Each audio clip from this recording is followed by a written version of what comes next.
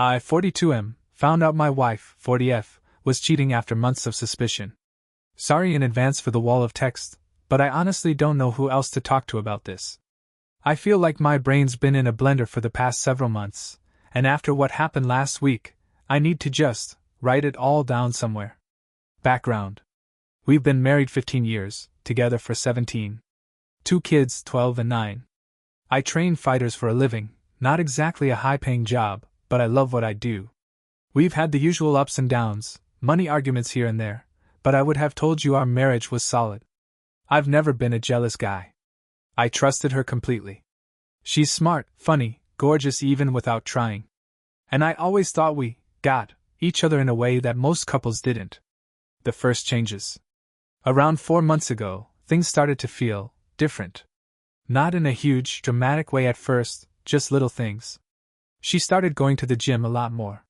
New workout clothes, new makeup routine, hair always perfect. She's always been attractive, but she suddenly seemed like she was putting in effort for something, or someone. Then came the phone. We've always been open with each other's devices, no password drama, no hiding. But suddenly, her phone was glued to her hand. She'd take it to the bathroom, sleep with it on her side of the bed, face down. If I asked to borrow it, it was always, "Just use yours." Intimacy nosedive. Our sex life has never been wild, but it was consistent. We'd have nights where we just cuddle and talk, and others where we'd tear each other's clothes off. Then, almost overnight, it became nothing. If I tried to initiate, I'd get too tired, or headache, or tomorrow maybe. A couple of times she let it happen, but she just lay there. No kissing, no touching back, no emotion. And honestly, that felt worse than rejection. When I brought it up, she said she's exhausted all the time, kids, work, gym, and promised to try harder. She kissed me later that night, but nothing changed after that. The coworker. I started thinking about a guy from her work, let's call him Andrew. She used to mention him casually in stories, but then, a few months ago, his name stopped coming up. I know they still work together. He's married with kids, supposedly having marital problems. We've met twice at work events. Both times, he basically ignored me. Not in a shy way, more like I was invisible. He's not in shape, but dresses sharp, has a master's degree, makes a lot more money than me. Flashy watch, always talking about parties and drinks. My wife has mentioned before she wishes I'd go out drinking more often. I don't like alcohol.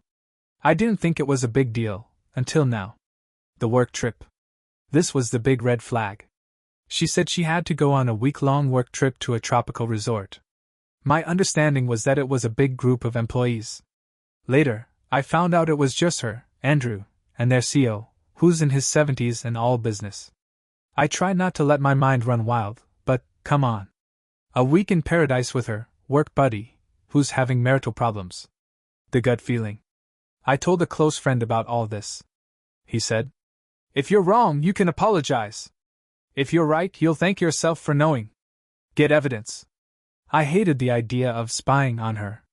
But at this point, my gut was screaming at me every single day. The phone records. A couple of weeks ago, I logged into our cell phone account. She uses her phone for work a lot, so I expected to see tons of numbers. At first, nothing unusual. Then I sorted by frequency. One number had hundreds of texts. Late at night. Sometimes hours after we'd gone to bed. I did a reverse lookup. Guess whose name came up? Andrew. My stomach dropped. I literally sat there at 1 a.m., staring at the screen, heart pounding so hard I could hear it in my ears. Trying to believe the best. I told myself maybe it was work-related. Maybe they were both night owls. Maybe I was just paranoid. The next night, I tried to initiate with her again, expecting rejection, and yep. Too tired, headache. The morning after that, she casually mentioned, "I'm thinking about taking a girls' trip to Vegas." She doesn't gamble. I asked who she'd go with. College friends I've never met. At that point, it stopped feeling like paranoia. It started feeling like I was being played. The confrontation. Last week, I came home early. The kids were at a friend's. She was in the kitchen, laptop open. Me. "Can I see your phone for a second?" Mine's dead, need to make a call. Her pauses. Just use the landline. Me. No, I need to see something in my messages. She hesitated. I pulled the printed call/text logs out of my bag and put them on the table. Me. Hundreds of messages. Mostly after midnight. Want to tell me that's all work? She just froze. Then her eyes filled with tears. Her. It's not what you think. Me. It's exactly what I think. The confession. It took an hour of sitting in silence before she said anything real. She admitted they crossed the line after a corporate party a few months ago. Said it wasn't planned. That she felt lonely. That he listens to her in ways I apparently don't. I just sat there. I wasn't angry in that moment, just numb. Like someone had hit mute on my brain. Where I'm at now. I slept on the couch that night. The next morning, I told her we'd tell the kids. We need some time apart. But I already know that time will be spent talking to a lawyer. I don't think I can come back from this. And the part that kills me most? Not just the cheating, but the months she let me doubt myself, made me feel crazy, while she was sneaking around.